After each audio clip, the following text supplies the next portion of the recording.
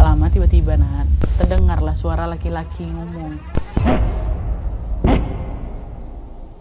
Gitu, Wak.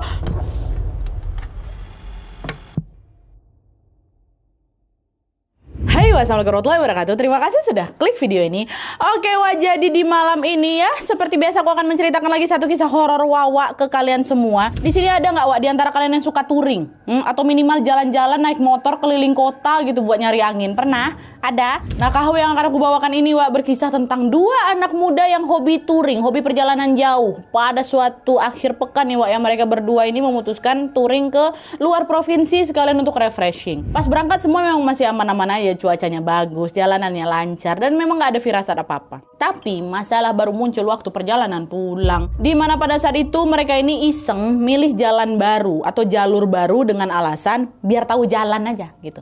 Padahal sebelumnya ada nih beberapa orang yang ngingetin mereka untuk hati-hati ya, kayak gitu. Sayangnya peringatan itu mereka anggap ya udah cuman basa-basi aja atau cuman peringatan wajar aja, bukan sesuatu yang serius. Tapi siapa sangka pengabaian itu bikin mereka mengalami serangkaian kejadian horor di perjalanan pulang. Dan gak cuma di jalan aja, Wak, gangguan itu juga masih ngikut mereka bahkan sampai mereka pulang ke rumah. Nah, penasaran gimana kisah selengkapnya? Jadi tanpa berlama-lama kita langsung masuk aja ke ceritanya ya. Check it out.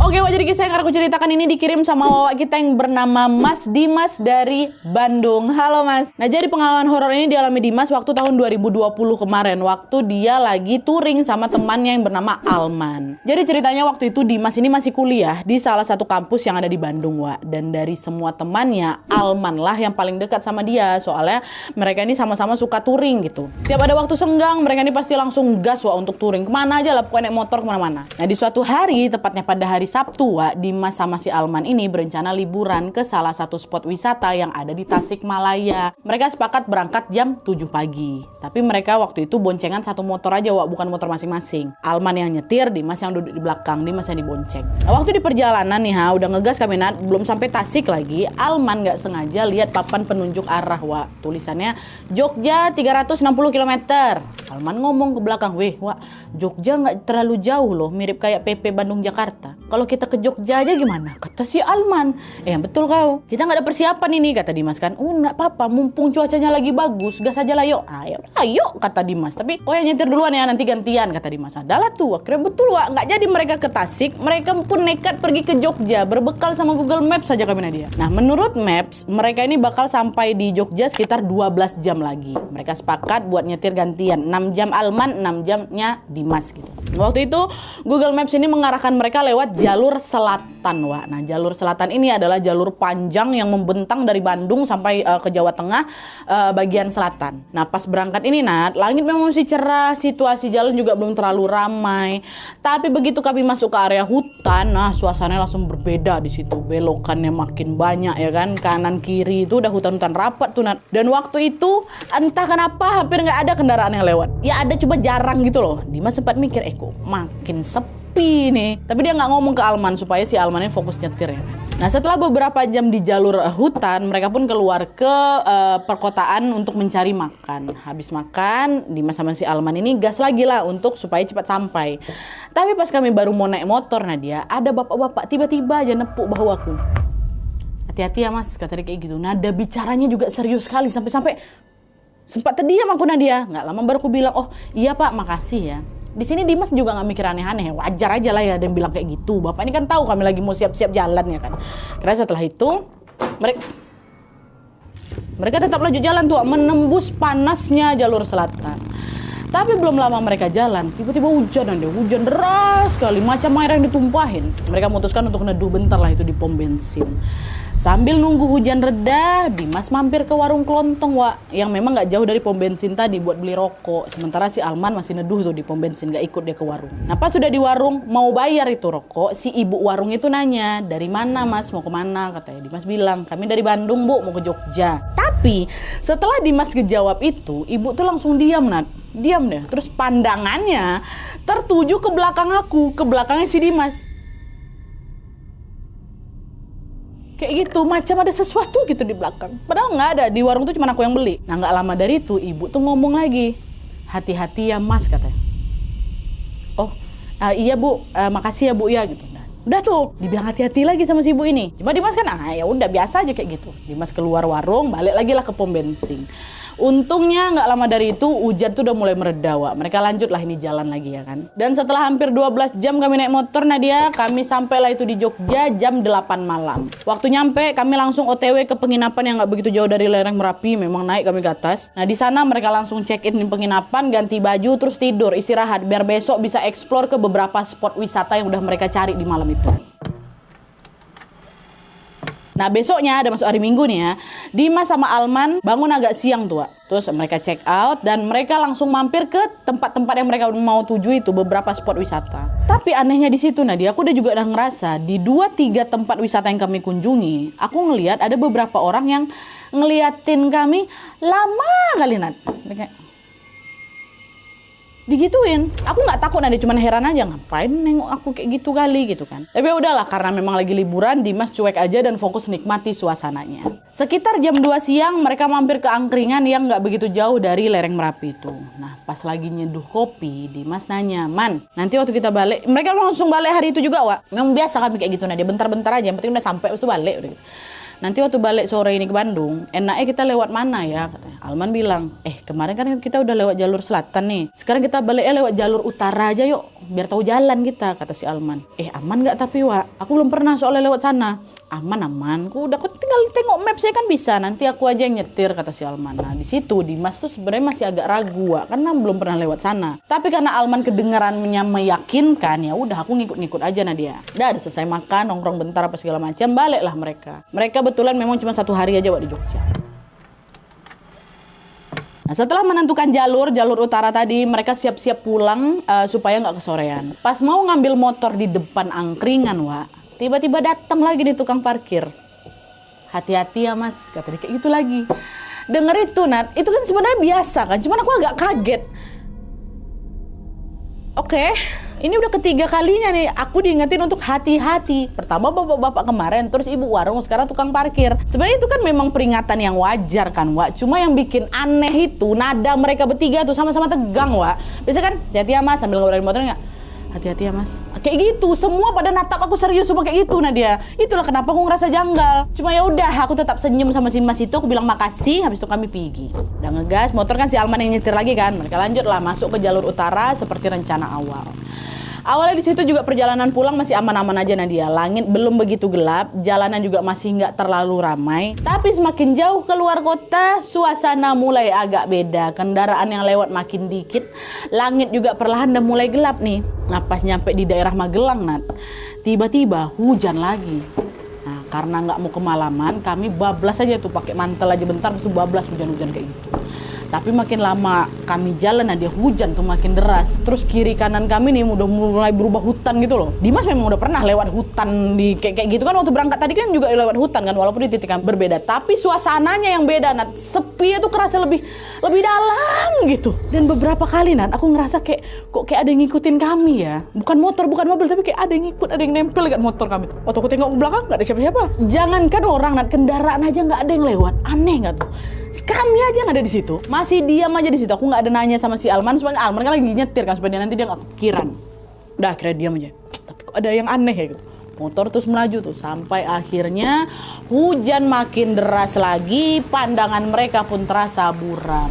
Aduh nggak bisa nih. Nah nggak sanggup melanjutin perjalanan, Alman pun nepi, dia memutuskan untuk neduh dulu. Untungnya nggak jauh di depan kami tuh Nadia ada gubuk kecil bambu. Ya, Alman langsung menepi di sana. Nah tapi baru kami turun tuh Nat, set turun, berhenti hujan, tiba-tiba berhenti, betul-betul berhenti total,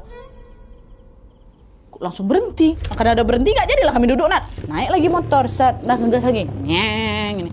Baru beberapa meter kami jalan aja, turun lagi hujan. Dan hujannya yang kayak hujan nggak santai itu memang udah buram kali pandangan kami kan, menepi lagi lah sini. Siapa si Alman? Neduh di bawah pohon besar. Pas kami berhenti, nepi itu berhenti juga hujan tuh. Apa nih? Tiap mereka berhenti, hujannya juga berhenti, Wak. Nanti mereka jalan, hujannya makin deras lagi. Kayak di atas tuh ada keran shower, Nat, yang bisa dihidup nyalakan. Wah, kayak gitulah kurang lebih bayangannya. Alman mungkin gegara capek nyetir kan, ngomel ya, apa kayak gini nih? Itu marah dia, Wak. Dimas cuma bilang, cuaca lagi nggak beres nih man. Udahlah, kita tunggu bentar aja. Kalau memang betulan berhenti, baru kita lanjut ya, kata si Dimas. Di situ sebenarnya aku udah ngerasa aneh kali Nadia, tapi aku berusaha tenang supaya Almannya juga nggak tegang ya kan. Akhirnya, dah tunggu di sini dulu, ngerokok aja dulu dah. Benar-benar sebat 2 batang lah itu Nadia. Hujan memang nggak datang lagi. Betulan berhenti lah gitu. Feeling aku ini kayak betulan berhenti nih kan. Nah di situ mereka lipatlah mantel, lanjutlah jalan lagi. Lanjut ngegas nih. Nah untungnya tuh mereka ngegas, nggak hujan lagi Wak. Cuman di situ hari udah gelap Nadia. Satu-satunya sumber cahaya kami ya udah cuma lampu motor tuh aja. Dan makin lama kami jalan Nat, aku mulai ngerasa nggak yakin. Ini jalur nih benar apa enggak ya? Soalnya selain gelap, selain sepi Nadia, HP aku tuh tiba-tiba hilang sinyalnya. Maps mereka tuh nyandat.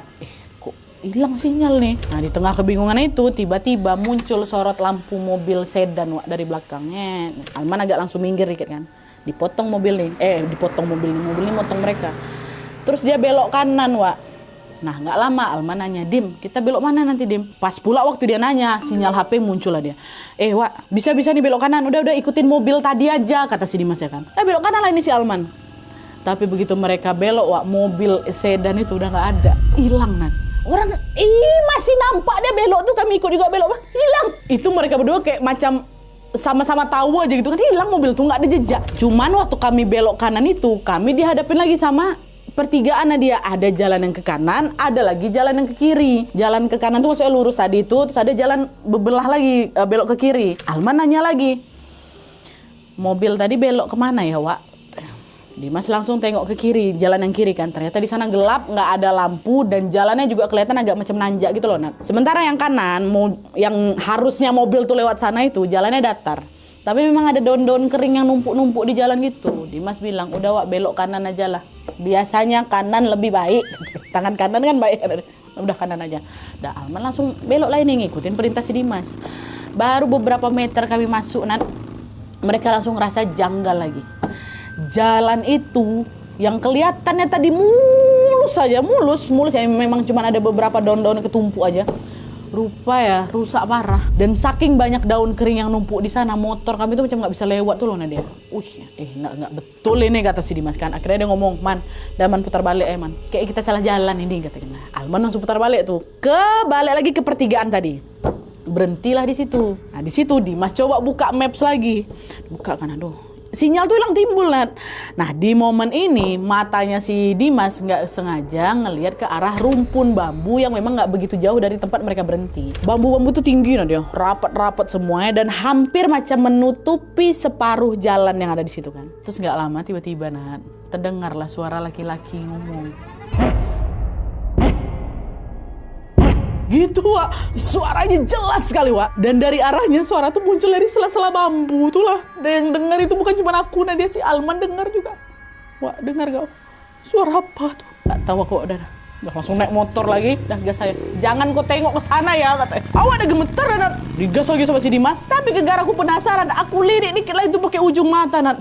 Waktu aku lirik betul Wak, di bambu itu, di dekat rentetan bambu itu ada sosok hitam besar melotot ke arah aku, matanya merah, hitam besar kali, melebihi siapa itu lah, melebihi si bambu tuh. Langsung teriak, cepat man, udah belok kiri aja kata si Dimas ya kan. Alman langsung belok kiri, kita belok jalan kiri yang satu lagi tuh. Tapi baru dia ngegas, tiba-tiba ngerem sih, mendadak oleng gitu loh motor si Alman. Ngapa?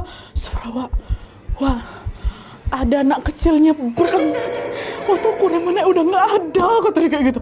Astagfirullahaladzim, udah merinding aku. Udah Wak, istighfar. Cepat gas lagi kata si Dimas. Gas langsung siapa ini si Alman. Astagfirullah, sudahlah kami terpekik-pekik di jalan. Astagfirullahaladzim, doa dong. Lagi. Terus tiba-tiba si Alman ini pula, Wak, aku cium bangkai gak Wak? Cium bangkai kan? Iya aku cium. Udahlah diam aja kok, ngegas lagi cepat. Nanti diganggu kita nih. Kecium bau bangkai Nadia. Itu padahal kami ngebut ya. Bau bangkai itu macam ketempel di hidung kami itu ha. Jangan kau berhenti ya. Fokus ke Alman ya. Si bawa udah kau diam aja cepat ngegas. Wow, langsung digas lagi sama si Dimas sama si Alman. Untungnya beberapa saat kemudian udah agak tenang tuh ha. Udah gak ada lagi bau busuk. Terus udah agak kayak lepas lah kami dari rasa ketakutan itu.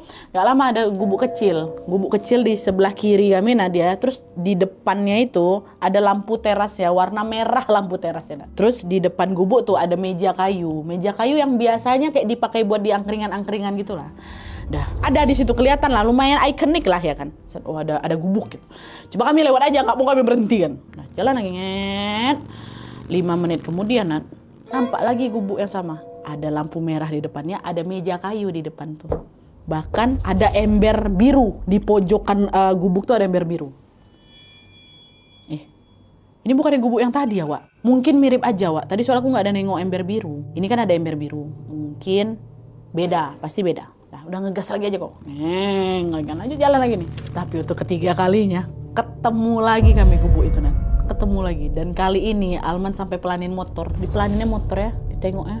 Betul, ada lampu merah, ada meja angkringan, ada si ember biru itu. Wak, ini nggak iya nih. Ini tempat yang sama nih, Wak. Udah bingung kami di situ, Jalannya tuh nggak berubah. Kami tuh yakin terus saja, terus jalan lurus gitu. Nggak ada belok, nggak ada kemana-mana, lurus. Tapi itu lagi yang kami tengok 3 kali. Nah, sadar ada yang janggal, Dimas dapat ide. Berhenti kau, kata siapa? Kata si Dimas, kan nekat aku. Berhenti, berhenti, Wak. Turun dia. Di situ Dimas mau taruh botol minumnya, Wak. Botol minum yang dia bawa di atas si meja gubuk tadi. Tujuannya apa? Untuk nandain nih, apa betul kami stuck di jalur yang sama apa enggak nih ya kan. Taruh dat botol minum aku di situ. Setelah taruh, sebat kita dulu, merokok mereka bentar. Udah tenang kau, lanjut kita lagi, gas, kata si Alman. Nanti kalau misalnya kita nggak lewat sini lagi gimana? Nggak apa-apa botol minummu, bantai nggak apa-apa. Dah yuk lah, gitu kan, gas lagi nanti. Semoga kami cepat keluar dari ini, paling nggak masuk pemukiman lah gitu kan. Ini hutan kiri kanan. Itu ngegasnya, pupus harapan tuh. Karena baru aja ngelanjutin perjalanan ini. Dari kejauhan kami udah tengok cahaya merah temaram, ya kan? Pas sudah agak makin dekat tuh itulah gubuk itu. Gubuk yang baru aja kami lewatin di belakang, yang di atas mejanya ada botol minum aku, ada di situ. Iya, Wak. Cuman apa tuh? Di situ ada sesuatu yang sedikit beda. Di depan meja gubuk itu ada cewek, dia cewek berkebaya kain jari, rambutnya dikonde tapi acak-acakan, dan di tangannya ada keranjang bambu macam orang habis belanja tuh. Ada si cewek tuh. Ngelihat itu Dimas kaget, ngapa nih kok ada perempuan sendirian tengah hutan, tengah malam kayak gini. Pun kalau dia tinggal di rumah itu, rasanya tadi waktu kita ngerokok macam nggak ada orang dekat gubuk tuh kan. Gubuknya kosong. Nggak mungkin lah itu orang pau. Si Alman nggak mau dia menepi, langsung ngegas dia tanpa mempedulikan botol minum aku di sana. Udah gas, gitu. Sementara ini, udah aku nunduk aja. Nggak berani waktu pas lewat itu, nggak berani si Dimas nengok ke kiri tuh. Tapi dari jauh aku udah nampak itu botol minum aku, dia khas warnanya. Nggak berani waktu lewat itu dia. Di kondisi setegang itu kami cuma bisa berdoa, ya Allah tolong kami, ya Allah keluarkan kami dari sini, ya Allah keluarkan. Alhamdulillahnya nggak lama itulah yang terakhir kali itu setelah baca doa, jalan di depan pelan-pelan berubah. Pohon-pohon yang tadinya rapat kali itu mulai agak berjarak-jarak, mulai berkurang ya kan. Dan rumah-rumah warga pun udah mulai agak kelihatan di kiri kanan. Udah nggak hutan kiri kanan. Nah nggak lama kemudian muncullah lampu-lampu kendaraan dari kejauhan. Baru ada yang ngelewatin kami. Wah di situ, alhamdulillah, Wak, udah lewat, Wak. Nggak diputarin lagi kita, kata si Alman. Berhenti dulu, Wak, nggak usah lanjut aja lah katanya. Setelah mereka jalan beberapa menit, sampailah mereka ketemu papan penunjuk arah. Mereka langsung ngikutin papan itu dan akhirnya tibalah mereka di sebuah alun-alun kota B sekitar jam 11 malam katanya. Nah karena kecapean, kedinginan juga ya kan, mereka memutuskan untuk berhenti di salah satu warung dekat sana untuk istirahat. Dimas pesan kopi, Alman pesan mie kuah sama gorengan. Nah makan bentar istirahat. Selain mereka ada 2 bapak-bapak, Wak, dan 1 anak muda juga yang lagi duduk di warung itu. Nah pas kopi ini datang, aku macam masih nggak enak gitu perasaan aku, cuman putar-putar gelasnya karena aku menung aja, masih kayak shock, masih agak kayak trauma gitu lah sama kejadian tadi kan. Dia memang mau nampaklah gelisah ya. Terus nengok itu bapak dekat sebelah aku itu negur, ngapa Mas? Aman kok itu kopinya, nggak diapa-apain, kata dia kayak gitu. Kita orang sini juga. Tiba-tiba kayak gitu dia. Bingung aku kan, ngapa pula dia mikir kayak gitu. Orang aku lagi shock sama kejadian tadi kok, bukan gara-gara takut kopi aku diapa-apain ya kan. Tapi udah Dimas cuma, iya Pak, enggak kok gitu. Nah, seolah tahu apa yang baru saja Dimas alami, Wak. Si bapak ini nanya lagi, kok lewat sini Mas? Kenapa-napa nggak tadi di dalam? Kata dia kayak gitu.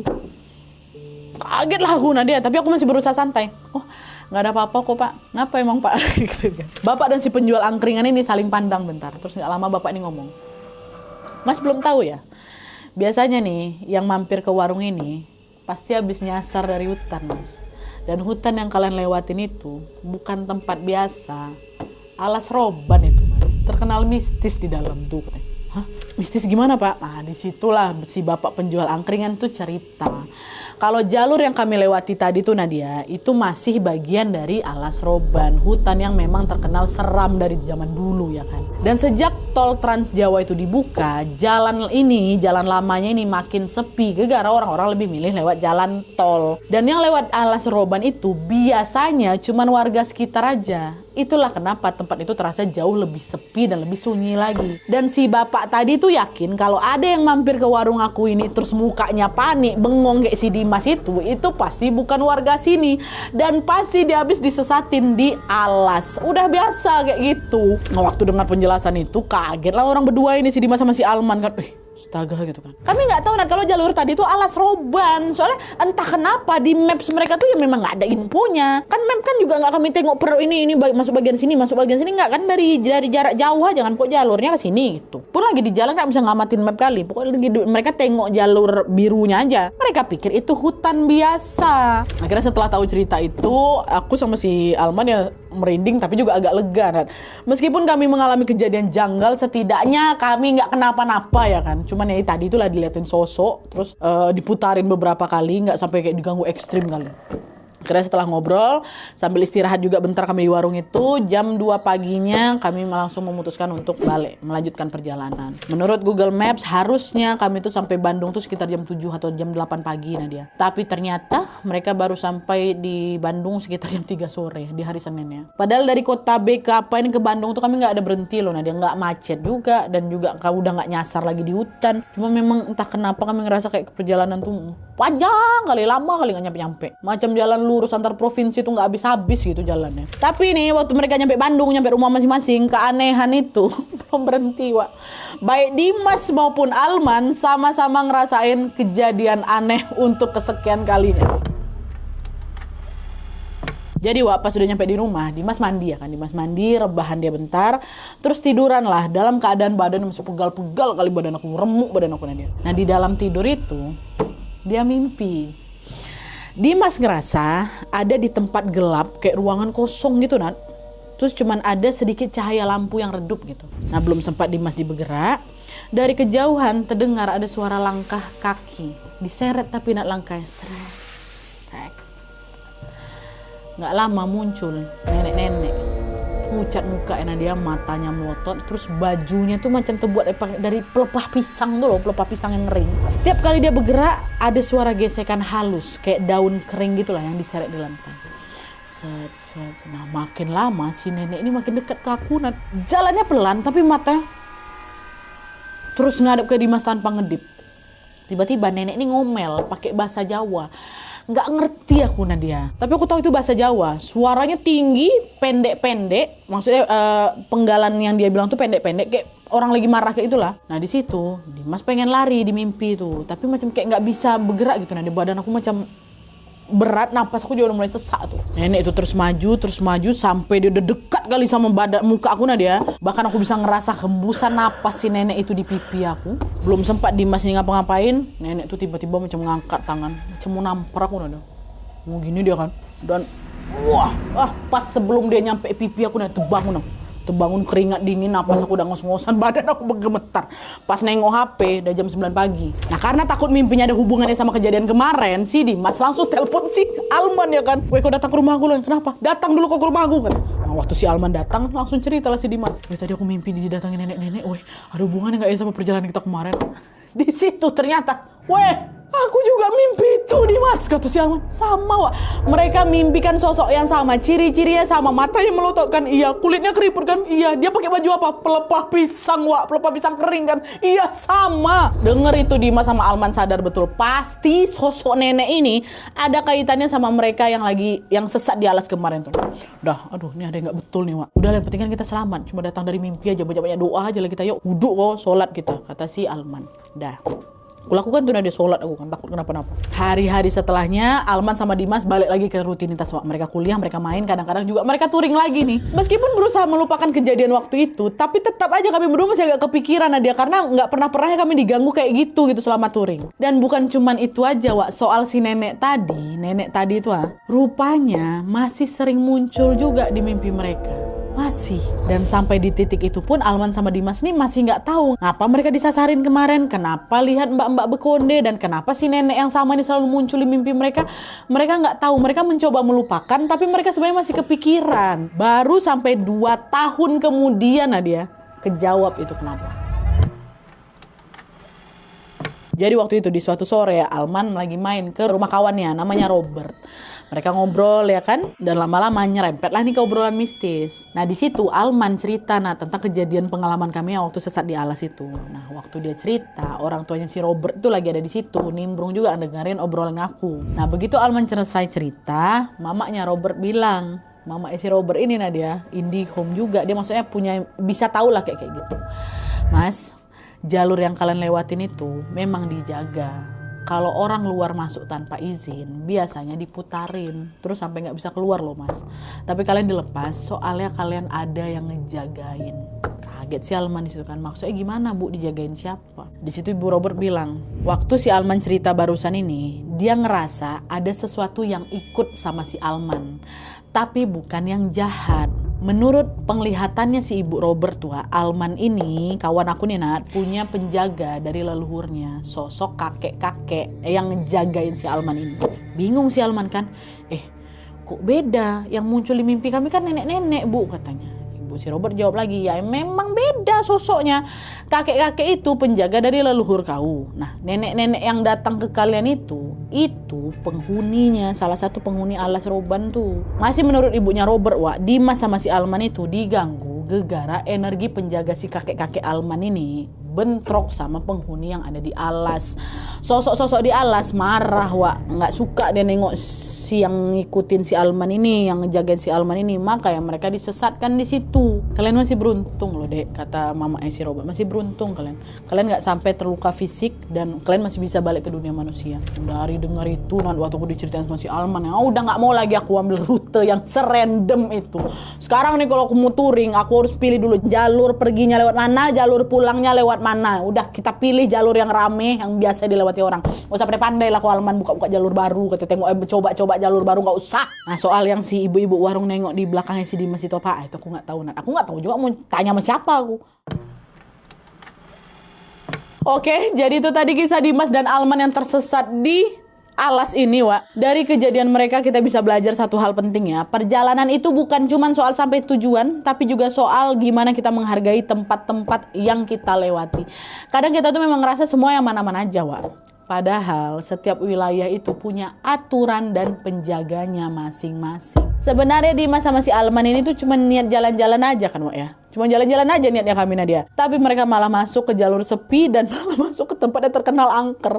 Untung masih terlindungi mereka ini dan masih bisa pulang. Dan masih bisa cerita juga ke kita tentunya. Soalnya kan banyak juga kan orang-orang di luar sana yang tidak seberuntung Dimas sama si Alman ini. Ini pokoknya buat kalian yang suka touring, yang lagi kerja di luar kota atau yang lagi sering lewat jalur alternatif, tetap hati-hati ya. Semoga pengalaman Dimas sama si Alman ini bisa menjadi pengingat kecil untuk kita semua supaya selalu berhati-hati.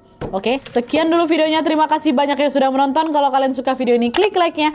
Jangan lupa komen di bawah tidak ada dan saran-saran untuk selanjutnya. Jangan lupa nyalain notifikasi ya, supaya kalian tahu kalau upload video baru. And as always, jangan lupa untuk klik tombol subscribe supaya kalian sama-sama tahu informasi menarik dan menegangkan dari channel aku. See you next video, bye.